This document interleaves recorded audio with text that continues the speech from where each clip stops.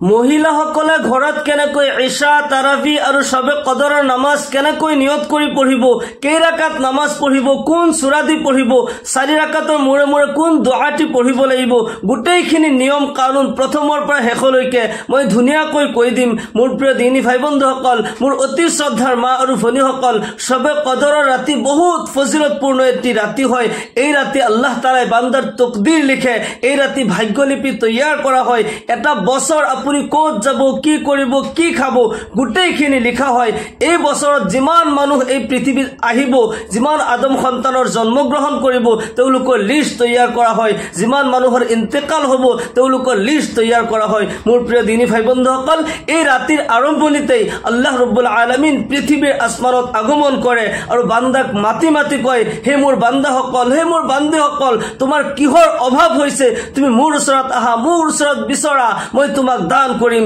তোমাৰ মাগফিৰাতৰ প্ৰয়োজন হৈছে, মোৰ ওচৰত ক্ষমা প্ৰাৰ্থনা কৰা, মই তোমাৰ গোটেই জীৱনৰ গুনাহবোৰ মাফ কৰি দিম। তোমাৰ জীৱনত অভাৱ অনাটন হৈ আছে, সমস্যা হৈ আছে, মই সমাধান কৰি দিম। তোমাৰ আওলাদ লাগে, তোমাৰ সন্তান লাগে, তুমি মোক কোৱা, মই তোমাক সন্তান দান কৰিম। তোমাৰ কি লাগে তুমি কোৱা। আল্লাহ ৰব্বুল আলামিন ফজৰৰ ওয়াক্তলৈকে গোটেই ৰাতি বান্দাক মাতি থাকে, কাৰ কি প্ৰয়োজন হৈছে, কাৰ কি প্ৰয়োজন, মোৰ ওচৰত আহা, মোৰ ওচৰত বিচৰা, মই দান কৰিম। সুবহানাল্লাহি বিহামদিহি। মোৰ প্ৰিয় দিনী ভাই বন্ধুসকল, শবে কদৰৰ ৰাতি যদি সঠিকভাৱে আপুনি আল্লাহৰ ইবাদত কৰিব পাৰে, শবে কদৰৰ নামাজ যদি সঠিকভাৱে পঢ়িব পাৰে, আপোনাৰ কপাল খুলি যাব, ইহকাল পৰকালত কামিয়াবি হাসিল কৰিব, আপোনাৰ জীৱনৰ সমস্যাবোৰ সমাধান হৈ যাব। আল্লাহ তাআলাই জীৱনৰ সকলো গুনাহ খাতা মাফ কৰি নিষ্পাপ মাসুম কৰি দিব। মোৰ প্ৰিয় দিনী ভাই বন্ধুসকল, মোৰ অতি শ্ৰদ্ধাৰ মা আৰু ভনীসকল, আল্লাহৰ ৰাসূল জনাবে মুহাম্মদুৰ ৰাসূলুল্লাহ সাল্লাল্লাহু আলাইহি ওয়াসাল্লামে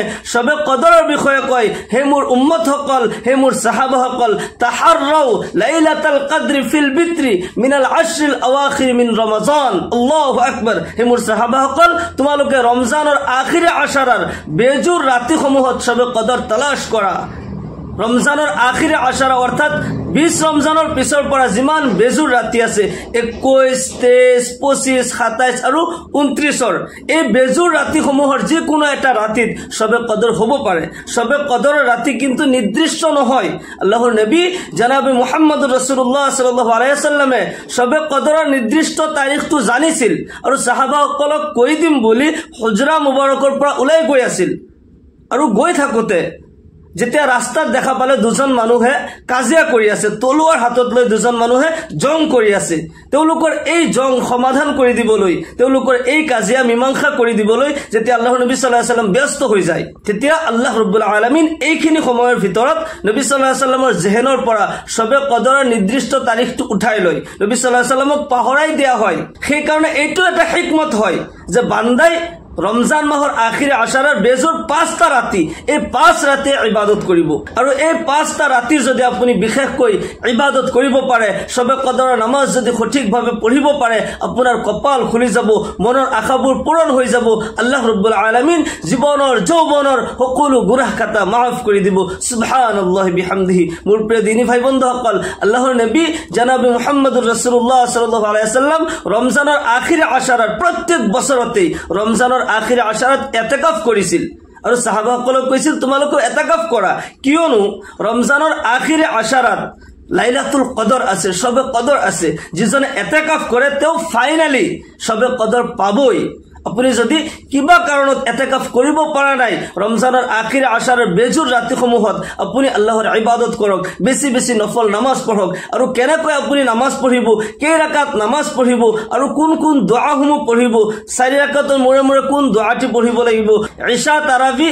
আৰু শবে কদৰৰ নামাজৰ গোটেইখিনি নিয়ম কানুন প্ৰথমৰ পৰা শেষলৈকে মই ধুনীয়াকৈ কৈ দিম। মোৰ প্ৰিয় দিনী ভাই বন্ধুসকল, মোৰ অতি শ্ৰদ্ধাৰ মা আৰু ভনীসকল, সৰ্বপ্ৰথম যেতিয়া নেকি ইশাৰৰ আজান হয়, মছজিদত যেতিয়া ইশাৰৰ আজান হ'ব, আমাৰ পুৰুষসকলে অজু কৰি মছজিদলৈ গুচি যাব। আমাৰ মহিলা মা ভনীসকল জায়নামাজ পাৰি লৈ ধুনীয়াকৈ অজু কৰি জায়নামাজ পাৰি লৈ এক নিৰ্জন ঠাইত থিয় হৈ যাব। অজু যেতিয়া কৰিব, এইখিনিত এটা আমলৰ কথা কৈ দিওঁ, এই আমল যদি আপুনি শবে কদৰৰ ৰাতি আপুনি কৰিব পাৰে, ইয়াতে বহুত ফজিলত আছে যেতিয়া অজু কৰিব ধুনীয়াকৈ সুন্দৰভাৱে আপুনি অজু কৰিব সুন্দৰকৈ অজু কৰিলে আল্লাহ ৰাব্বুল আলামিন আপোনাক দুটা পুৰস্কাৰ দান কৰিব এক নম্বৰত আল্লাহৰ নবী সাল্লাল্লাহু আলাইহি ওয়াসাল্লামে কয় মোৰ যিসকল উম্মতে সুন্দৰকৈ সুন্নতি নিয়মত অজু কৰে আল্লাহ ৰাব্বুল আলামিন অজুৰ সেই অংগবোৰৰ দ্বাৰা যিমান গুনাহ হৈছিল যিমান সগীৰা গুনাহ হৈছিল হাত ভৰি চেহাৰাৰ দ্বাৰা যিমান গুনাহ হৈছিল সেই গুনাহবোৰ আল্লাহ ৰাব্বুল আলামিন মোচন কৰি দিয়ে অজুৰ পানীৰ লগে লগে খহি পৰি যায় সুবহানাল্লাহ দুই নম্বৰ আল্লাহৰ নবী সাল্লাল্লাহু আলাইহি ওয়াসাল্লামে কয় মোৰ যিসকল উম্মতে সুন্দৰকৈ অজু কৰে কিয়ামতৰ দিনাখন তেওঁলোকৰ সেই অজুৰ অংগবোৰ নূৰৰ দৰে জিলিকি থাকিব মই দূৰৰ পৰা দেখিলেই চিনি পাই যাম সেই সকল মোৰ উম্মত হয় আল্লাহু আকবাৰ মই সেই সকল উম্মতক শাফাআত কৰি জান্নাতলৈ লৈ যাম সুবহানাল্লাহ বিহামদিহি সেই কাৰণে আপুনি যেতিয়া অজু কৰিব ধুনীয়াকৈ সুন্নতি নিয়মত এক এক অংগ তিনিবাৰকৈ ধুব ধুনীয়াকৈ অজু কৰিব সুন্নত বজাই ৰাখি আপুনি অজু কৰিব অজু কৰাৰ পিছত আকাশৰ পিনে চাই কলিমা শাহাদাত পাঠ কৰিব আশহাদু আল্লা ইলাহা ইল্লাল্লাহু ওয়া আশহাদু আন্না মুহাম্মাদান আবদুহু ওয়া রাসূলুহু নবী করিম সাল্লাল্লাহু আলাইহি ওয়াসাল্লাম ইরশাদ কৰে মোৰ যিসকল উম্মতে ধুনীয়াকৈ অজু কৰিলে অজু কৰাৰ পিছত আকাশৰ পিনে চাই কলিমা শাহাদাত পাঠ কৰিলে আল্লাহ ৰাব্বুল আলামিন সেই সকল বান্দাৰ কাৰণে জান্নাতৰ সকলো দৰজা খুলি দিয়ে তেওঁলোকে জান্নাতৰ যি দৰজা দি ইচ্ছা কৰে প্ৰৱেশ কৰিব পাৰিব আল্লাহু আকবাৰ কিমান ডাঙৰ ফজিলত হয় আমল কিন্তু গোটেই সৰু ফজিলত বহুত বেছি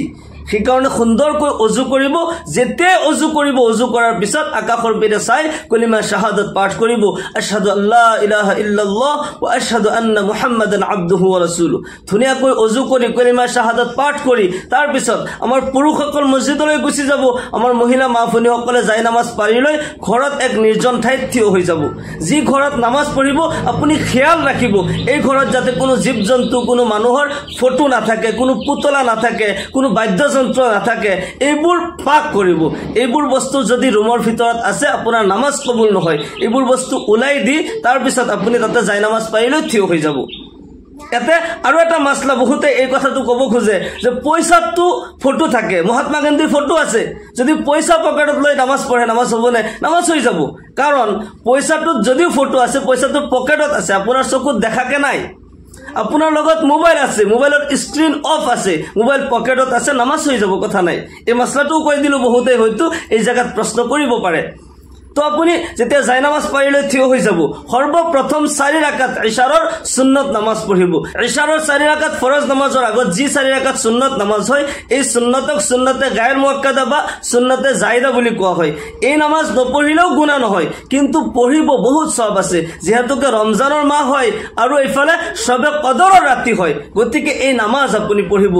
এই মাহৰ ৰমজান মাহৰ প্ৰত্যেক নেক আমলৰ বদলা আল্লাহ ৰাব্বুল আলামিন 70 গুণকৈ বঢ়াই দিয়ে সেই কাৰণে আপুনি এই 4 ৰাকাত নামাজ পঢ়িব 4 ৰাকাত নামাজৰ নিয়ত আপুনি এনেকৈ কৰিব নাৱাইতু আন উছল্লি লিল্লাহি তাআলা 4 রাকাতি সালাতিল ইশা সুন্নাতু রাসূলিল্লাহি তাআলা মুতাওয়াজ্জিহান ইলা জিহাতিল কাবাতিশ শরীফাতি আল্লাহু আকবার যদি আপুনি আৰবিত না জানে অসমীয়াত এনেকৈ নিয়ত কৰিব মই আল্লাহৰ ওয়াস্তে ইশাৰৰ 4 ৰাকাত সুন্নাত নামাজ পঢ়ি আছো আল্লাহু আকবাৰ মই আল্লাহৰ ওয়াস্তে ইশাৰৰ 4 ৰাকাত সুন্নাত নামাজ পঢ়ি আছো আল্লাহু আকবাৰ এনেকৈ নিয়ত কৰিলে হৈ যাব আৰু সুন্নাত 4 ৰাকাত নামাজৰ প্ৰত্যেক ৰাকাততে সূৰা ফাতিহাৰ পিছত অন্য সূৰা মিলাব লাগিব মনত ৰাখিব ইয়াৰ পিছত আপুনি 4 ৰাকাত ফৰজ নামাজ পঢ়িব লাগিব 4 ৰাকাত ফৰজ নামাজৰ নিয়ত আপুনি এনেকৈ কৰিব নাৱাইতু আন উছল্লি লিল্লাহি তাআলা 4 ركعات صلاة العشاء فرض الله تعالى متوجها إلى جهة الكعبة الشريفة الله أكبر এনেকৈ নিয়ত কৰিব আৰু অসমীয়াত এনেকৈ কব মই আল্লাহৰ ওয়াস্তে ইশাৰৰ 4 ৰাকাত ফৰজ নামাজ পঢ়ি আছো আল্লাহু আকবাৰ এনেকৈ নিয়ত কৰিলে হৈ যাব আৰু ইশাৰৰ ফৰজ আৰু সুন্নত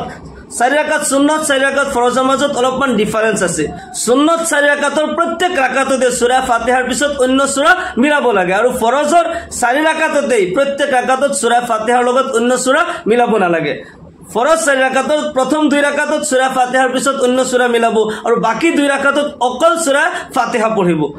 এনেকৈ ইশাৰৰ 4 ৰাকাত ফৰজ নামাজ আদায় কৰিলে ইয়াৰ পিছত আকৌ 2 ৰাকাত ইশাৰৰ সুন্নত নামাজ পঢ়িব লাগিব সুন্নত নামাজৰ নিয়ত এনেকৈ কৰিব নাৱাইতু আন উছল্লি লিল্লাহি তাআলা ৰাকাতাই সালাতিল ইশা সুন্নাতু ৰাসূলিল্লাহি তাআলা মুতাওয়াজ্জিহান ইলা জিহাতিল কাবাতিশ শৰীফাতি আল্লাহু আকবাৰ আৰু আৰবিত নাজানিলে অসমীয়াত এনেকৈ ক'ব মই আল্লাহৰ ওয়াস্তে ইশাৰৰ 2 ৰাকাত সুন্নত নামাজ পঢ়ি আছো আল্লাহু আকবাৰ এনেকৈ নিয়ত কৰিব ইয়াৰ পিছত আকৌ 2 ৰাকাত নফল নামাজ আছে ইশাৰৰ 2 ৰাকাত সুন্নত নামাজৰ পিছত 2 ৰাকাত নফল নামাজ আছে নপঢ়িলে যিমান নফল বা সুন্নতে গায়ৰ মুআক্কাদা সুন্নতে জায়েদা বা মুস্তাহাব এইবোৰ নপঢ়িলে গুনাহ নহয় কিন্তু পঢ়িলে বহুত সওয়াব আছে আমি যেতিয়া নেকি কিয়ামতৰ দিনাখন যেতিয়া নেকি আমাৰ নেক আমল সমূহৰ হিসাব কৰা হ'ব ফৰজ আমলৰ যেতিয়া হিসাব লোৱা হ'ব আমাৰ ফৰজত যেতিয়া কমে হৈ যাব সেই সময়ত যদি আমাৰ জীৱনত নফল আমল আছিল নফল নামাজ আছিল সেই নফল নামাজ দি ফৰজ পুৰা কৰা হ'ব নবী পাক সাল্লাল্লাহু আলাইহি ওয়াসাল্লামে কৈছে তোমাৰ জীৱনত বেছি বেছি নফল আমল কৰা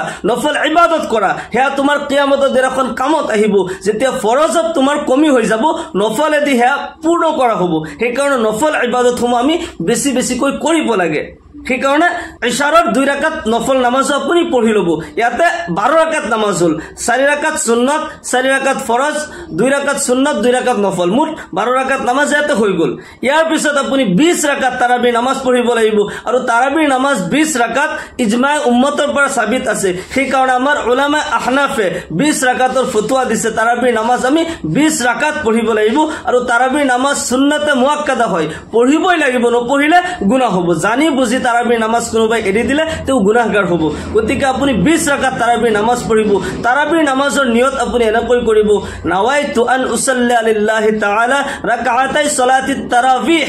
সুন্নাতু রাসূলিল্লাহি তাআলা মুতাওয়াজ্জিহান ইলা জিহাতিল কাবাতিশ শরীফাতি আল্লাহু আকবার এনেকৈ নিয়ত কৰি যিকোনো সূৰা দি আপুনি 2 ৰাকাত কৰি 20 ৰাকাত নামাজ পঢ়িব লাগিব তাৰাবি নামাজৰ 4 ৰাকাতৰ মূৰে মূৰে যেটো দোয়া পঢ়িব লাগে বহুতেই এই দোয়াটো নাজানে যদি এই দোয়া নাজানে তেন্তে আপুনি কোন দোয়াটি পঢ়িব এটো মই কৈ দিম প্ৰথমতে 4 ৰাকাতৰ মূৰে মূৰে যেটো দোয়া পঢ়িব লাগে এই দোয়াটো মই কৈ দি আছো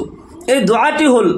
سبحان الله الملك القدوس سبحان ذي الملك والملكوت سبحان ذي العزة والعزمة والقدرة والهيبة والكبرياء والجبروت سبحان الملك الحي الذي لا ينام ولا يموت أبدا أبدا سبوح قدوس ربنا ورب الملائكة والروح যদি এই দোয়াটি আপুনি নাজানে তেন্তে 4 ৰাকাতৰ মূৰে মূৰে 30টা কলিমাটো আপুনি 3বাৰ মান পঢ়ি লব সুবহানাল্লাহি ওয়ালহামদুলিল্লাহি ওয়ালা ইলাহা ইল্লাল্লাহু আল্লাহু আকবার যদি এইখিনিও টান হয় অলপ সময় বহি সুবহানাল্লাহ সুবহানাল্লাহ সুবহানাল্লাহ পঢ়ি থাকিলেও হৈ যাব তারাবিহ তাৰবিহাতুনৰ পৰা আহিছে তাৰ মানে ৰেষ্ট কৰি কৰি নামাজটো পঢ়িব লাগে সেই কাৰণে আপুনি এইখিনি সময়ত কিবা নহয় কিবা এটা আপুনি তাসবিহ পঢ়ি থাকিব এইখিনি সময় যাতে এনেই না যায় ইয়াৰ পিছত আপুনি তাৰাবি নামাজৰ মুখতাসাৰন দোয়া কৰিব আপুনি যদি কিবা কাৰণত তাৰাবি নামাজৰ পিছত দোয়া কৰিবলৈ পাহৰি গলে পিছতো আপুনি দোয়া কৰিব পাৰিব বিতিৰ নামাজৰ পিছতো দোয়া কৰিব পাৰিব দোয়া হৈছে ইবাদতৰ মগজু আল্লাহৰ নবী সাল্লাল্লাহু আলাইহি ওয়াসাল্লামে কয় আদ-দুআ মুখুল ইবাদা দোয়া হৈছে ইবাদতৰ মগজু আমি বেছি বেছিকৈ দোয়া কৰিব লাগে আৰু বিশেষকৈ সবে কদৰৰ ৰাতি অলপ পিছে পিছে আমি আল্লাহৰ ওচৰত হাত তুলি দোয়া কৰিব লাগে তাৰাবি নামাজ যেতিয়া হৈ যায় অলপ আপুনি দোয়া কৰিলে ইয়াৰ পিছত আপুনি সবে কদৰৰ নামাজ পঢ়িব সবে কদৰৰ নামাজ কোনো নিৰ্দিষ্ট নহয় কিন্তু কম পক্ষে আপুনি 12 ৰাকাত নামাজ পঢ়িব আমাৰ বুজুৰ্গ সকলে আউলিয়া সকলে হাজাৰ ৰাকাত লৈকে এই ৰাতি নামাজ পঢ়িছিল আপুনি যিমান পাৰে যিমান বেছি পাৰে এই ৰাতি নামাজ পঢ়িব নফল নামাজ পঢ়িব কম পক্ষে 12 ৰাকাত নামাজ পঢ়িব আৰু কদৰৰ নামাজৰ নিয়ত আপুনি এনেকৈ কৰিব নাৱাইতু আন উছল্লি লিল্লাহি তাআলা ৰাকাতাই সালাতি লাইলাতুল কদৰি নফলি মুতাওয়াজ্জিহান ইলা জিহাতিল কাবাতিশ শৰীফাতি আল্লাহু আকবাৰ আৰু যদি আৰবিত অসুবিধা পাই অসমীয়াত এনেকৈ নিয়ত কৰিব মই আল্লাহৰ ওয়াস্তে লাইলাতুল কদৰৰ 2 ৰাকাত নফল নামাজ পঢ়ি আছো বা মই আল্লাহৰ ওয়াস্তে সবে কদৰৰ 2 ৰাকাত নফল নামাজ পঢ়ি আছো আল্লাহু আকবাৰ এনেকৈ নিয়ত কৰি যিকোনো সূৰা আপোনাৰ মুখস্থ আছে যিকোনো সূৰা আপুনি সহজ পায় যিকোনো সূৰা দি আপুনি 2 ৰাকাত কৰি আপুনি নামাজ পঢ়িব আৰু কদৰৰ নামাজৰ 4 ৰাকাত পঢ়ি আপুনি বহি এই জায়গাত অলপমান জিকিৰ কৰিব কেইটামান জিকিৰ মই কৈ দিও আপুনি এই জায়গাত বহি 100 বাৰ দুৰুদ শৰীফ পঢ়িব যে কোনো দুৰুদ শৰীফ আপোনাৰ মুখস্থ আছে সাল্লাল্লাহু আলাইহি ওয়াসাল্লাম এই দুৰুদ শৰীফ পঢ়িব পাৰে 100 বাৰ ইস্তিগফাৰ পঢ়িব আস্তাগফিৰুল্লাহ আস্তাগফিৰুল্লাহ আস্তাগফিৰুল্লাহ 100 বাৰ পঢ়িলে ইয়াৰ পিছত সুবহানাল্লাহ 100 বাৰ পঢ়িলে আলহামদুলিল্লাহ 100 বাৰ পঢ়িলে আল্লাহু আকবাৰ 100 বাৰ পঢ়িলে ইয়াৰ পিছত আল্লাহ তাআলাৰ যিকোনো এটা সিফাতি নাম 100 বাৰ পঢ়িব ইয়া জাল জালালি ওয়াল ইকৰাম নহলে ইয়া ৰহমান ইয়া আল্লাহ ইয়া ৰাজ্জাক ইয়া আল্লাহ এনেকৈ আল্লাহৰ কোনো সিফাতি নামৰ 100 বাৰ জিকিৰ কৰিব তাৰ পিছত আকৌ 4 ৰাকাত নামাজ পঢ়িব 4 ৰাকাত 6 ৰাকাত পঢ়ি ইয়াতে অলপমান জিকিৰ কৰিব দোয়া কৰিব অলপমান তাসবিহ লৈ যদি ঘূৰি ফুৰি আছে আপুনি এই ৰাতিটো খাৰ পাই থাকি গোটেই ৰাতি ইবাদত কৰিব লাগে আল্লাহ ৰাব্বুল আলামিন এই ৰাতি অফাৰ দি থৈ দিছে এই ৰাতি আল্লাহ ৰাব্বুল আলামিন পৃথিৱীৰ আসমানত আগমন কৰে আৰু বান্দাক মাতি মাতি কয় হে মোৰ বান্দাসকল হে মোৰ বান্দিসকল তোমাৰ কিহৰ অভাৱ হৈছে তোমাৰ কিহৰ প্ৰয়োজন হৈছে তুমি মোৰ ওচৰত আহা উদউনি আস্তাজিব লাকুম তুমি মোৰ ওচৰত দোয়া কৰা মুখ মাতা মই তোমাৰ জবাব দিম তোমাৰ দোয়া মই কবুল কৰিম আল্লাহ ৰাব্বুল আলামিন এই ৰাতি সুযোগ দিছে আমি বেছি বেছিকৈ এই ৰাতি নফল ইবাদত কৰিব লাগে আৰু ৰমজানৰ আখিৰ আশাৰৰ যিমান বেজুৰ ৰাতি আছে আজি 23 ৰমজানৰ ৰাতি হয় ইয়াৰ আগতে 21 ৰমজানৰ ৰাতি পাৰ হৈ গৈছে 23 25 27 আৰু 29 ৰমজানৰ বেজুৰ যিমান ৰাতি আছে এই ৰাতিবোৰত বেছি বেছিকৈ আমি নফল নামাজ পঢ়িব লাগে পাৰিলে গোটেই ৰাতি আমি খাৰ পাই থাকি আল্লাহৰ ইবাদত কৰিব লাগে সবে কদৰৰ ৰাতি যদি আমি সঠিকভাৱে আল্লাহৰ ইবাদত কৰিব পাৰো ইহকাল পৰকালত আমি কামিয়াবি হাসিল কৰিম আল্লাহ ৰাব্বুল আলামিন আমাক সকলোকে সবে কদৰৰ ৰাতি বেছি বেছিকৈ ইবাদত কৰাৰ তৌফিক দান কৰক আল্লাহ তাআলাৰ সন্তুষ্টি হাসিল কৰাৰ তৌফিক দান কৰক আমাক সকলোকে ইহকাল পৰকালত কামিয়াবি দান কৰক সকলোকে আল্লাহুম্মা আমিন ওয়া আখিৰু দাওয়ানা আনিল হামদুলিল্লাহি ৰাব্বিল আলামিন আসসালামু আলাইকুম ওয়া ৰাহমাতুল্লাহি ওয়া বাৰাকাতুহু